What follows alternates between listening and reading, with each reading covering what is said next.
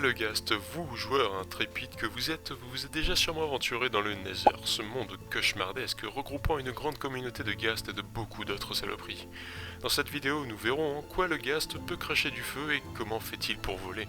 Comme vous le voyez dans cette vidéo expérimentale qui m'a coûté plus d'un poil ou deux au sommet de mon maigre crâne cubique, le Ghast semble cracher du feu ou plutôt des boules de feu. Et nous verrons que pourtant cracher du feu est de loin le premier souci d'un organisme vivant.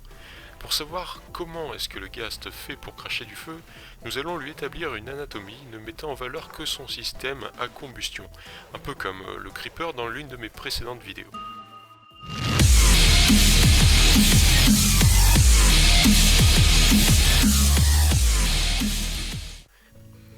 Voici un schéma simplifié du corps du Ghast. On trouve dans son corps deux éléments qui permettent de produire un jet de flamme. Ici la bouche, ici l'œsophage, ici l'estomac, et ici le tube digestif terminé par l'anus. Je tiens à dire que c'est extrêmement simplifié.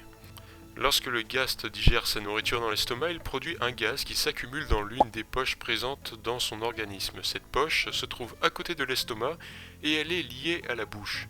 Le gaz produit dans cette poche est du méthane, un gaz qui est extrêmement inflammable et plus léger que l'air.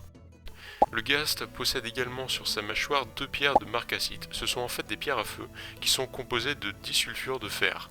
Et lorsque le Ghast frotte ces deux pierres, une étincelle se produit dans sa bouche. Le jet de flamme est donc tout simple à imaginer maintenant. La poche contenant le méthane va expulser ce gaz hors de la bouche et au même temps le Ghast va frotter ses deux dents marcasite afin de produire une étincelle qui au contact du gaz va se transformer en une véritable flamme. Le Ghast va ensuite envoyer cette flamme en direction du joueur. Cependant, vous verrez que le Ghast n'envoie pas juste des flammes, mais comme une sorte de boule rocheuse entourée de flammes comme vous le montre la vidéo expérimentale. Et vous me direz, mais pourquoi Herobrine? Y a-t-il une roche qui sort de sa bouche? Et c'est justement en répondant à cette question que nous attaquons immédiatement la deuxième partie de cette vidéo. Pourquoi ce mob vole-t-il? Vous remarquerez à nouveau sur la vidéo expérimentale que le Ghast n'a pas d'aile. Mais alors comment fait-il pour voler? Il faut savoir que nous sommes dans le Nether, un monde supposé sous la Terre, un monde où il y a donc un fort magnétisme. De plus, vous remarquerez que le Nether est constitué de roches rouges et, comme tout le monde le sait, une roche ayant une teinture rouge est constituée de fer. Donc les blocs du Nether sont constitués de fer. Comme il n'y a presque aucune source de nourriture dans le Nether, on suppose que le Ghast se nourrit en suçant ou en mangeant carrément les blocs du Nether. Et donc il met dans son organisme du fer afin de former dans son corps du ferrofluide, un fluide qui est magnétique et qui répond très bien à un magnétisme terrestre.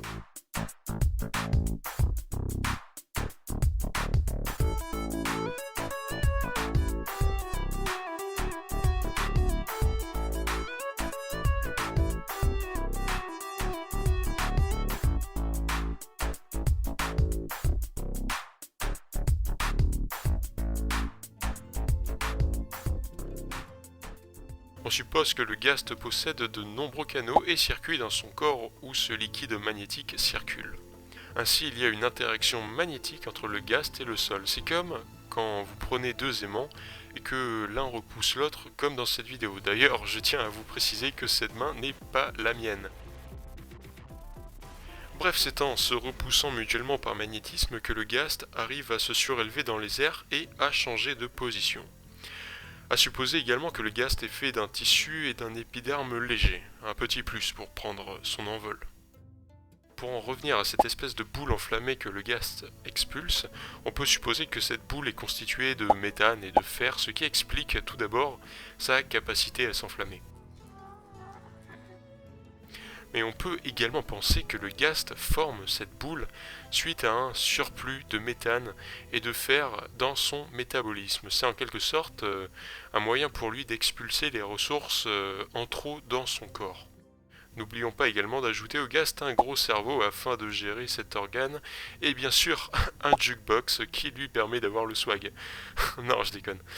Voilà les fougueux biologistes, j'espère que la vidéo vous a tout émoustillé et puisse la sagesse de la science vous accompagner. On se retrouve très bientôt, ciao.